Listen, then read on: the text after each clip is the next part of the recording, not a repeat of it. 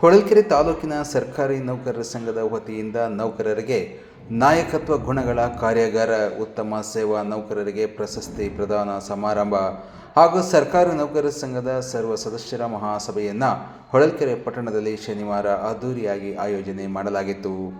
ಹೊಳಲ್ಕೆರೆ ವಿಧಾನಸಭಾ ಕ್ಷೇತ್ರದ ಶಾಸಕ ಡಾಕ್ಟರ್ ಎಂ ಚಂದ್ರಪ್ಪ ಕಾರ್ಯಕ್ರಮದಲ್ಲಿ ಪಾಲ್ಗೊಂಡು ಕಾರ್ಯಕ್ರಮ ಉದ್ಘಾಟಿಸಿ ಮಾತನಾಡಿ, ಸರ್ಕಾರಿ ನೌಕರರ ಪ್ರಮುಖ ಬೇಡಿಕೆಯಾದ 7ನೇ ವೇತನ ಆಯೋಗ ಶಿಫಾರಸು ವರದಿಯನ್ನು ಸರ್ಕಾರ ಅಂಗೀಕರಿಸಲು ಹಾಗೂ NPS ರದ್ದುಗೊಳಿಸಲು ವಿಧಾನಸೌಧದಲ್ಲಿ ನೌಕರರ ಪರವಾಗಿ ಮಾತನಾಡುತ್ತೇನೆ.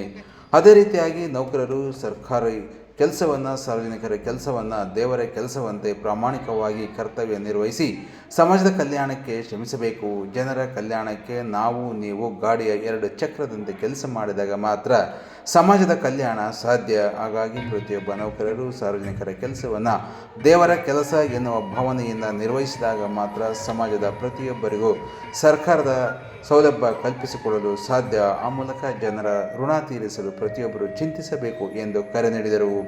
ಉಪನ್ಯಾಸಕ HS ನವೀನ್ ಕುಮಾರ್ ಮಾತನಾಡಿ, ಉತ್ತಮ ನಾಯಕತ್ವದಲ್ಲಿ ಯಶಸ್ಸು ಸಾಧ್ಯ. ಜ್ಞಾನ ತುಂಬಿಕೊಳ್ಳುವ ಹಂಬಲ ಇರಬೇಕು. ಆವಿಷ್ಕರಿಸುವ, ಸಂಶೋಧಿಸುವ ಜ್ಞಾನ ವೃದ್ಧಿಯಾಗಬೇಕು.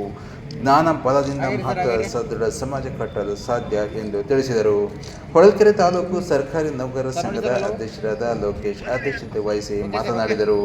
ಕಾರ್ಯಕ್ರಮದಲ್ಲಿ ಚಿತ್ರದುರ್ಗ ಜಿಲ್ಲಾ ಅಧ್ಯಕ್ಷರಾದ KT ತಿಮ್ಮಾರೆಡ್ಡಿ, ಹೊಳಲ್ಕೆರೆ PO ಶ್ರೀನಿವಾಸ್, ಕನ್ನಡ ಸಾಹಿತ್ಯ ಪರಿಷತ್ನ ಅಧ್ಯಕ್ಷರಾದ ಶಿವಮೂರ್ತಿ, ಹೊಳಲ್ಕೆರೆ ಪುರಸಭೆಯ ಸದಸ್ಯರಾದ RA ಅಶೋಕ್, ಹೊಳಲ್ಕೆರೆ ಮುಖ್ಯಾಧಿಕಾರಿಗಳಾದ A ವಾಸೀಂ, ಸಂಘದ ಕಾರ್ಯದರ್ಶಿಯಾದ ತಿಪ್ಪೇಸ್ವಾಮಿ, ಖಜಾಂಚಿಯಾದ ಅಣ್ಣಪ್ಪ, ಮಾಜಿ ಅಧ್ಯಕ್ಷರಾದ A ಜಯಪ್ಪ, ಶಿಕ್ಷಕ ಸಂಘದ ಅಧ್ಯಕ್ಷರಾದ ಶಿವಣ್ಣ, ಶಿಕ್ಷಕರಾದ ಮನೋಹರ ಸೇರಿದಂತೆ ಸರ್ಕಾರಿ ನೌಕರರ ಸಂಘದ ಹಲವಾರು ಪದಾಧಿಕಾರಿಗಳು ಹಾಗೂ ಶಿಕ್ಷಕರು, ಸಾರ್ವಜನಿಕರು ಕಾರ್ಯಕ್ರಮದಲ್ಲಿ ಪಾಲ್ಗೊಂಡಿದ್ದರು. ಇದೇ ಸಮಯದಲ್ಲಿ ಉತ್ತಮ ಕೆಲಸ ಮಾಡಿದ ನೌಕರರಿಗೆ ಪ್ರಶಸ್ತಿ ಪ್ರದಾನ ಸಮಾರಂಭವನ್ನು ಕೈಗೊಳ್ಳಲಾಯಿತು.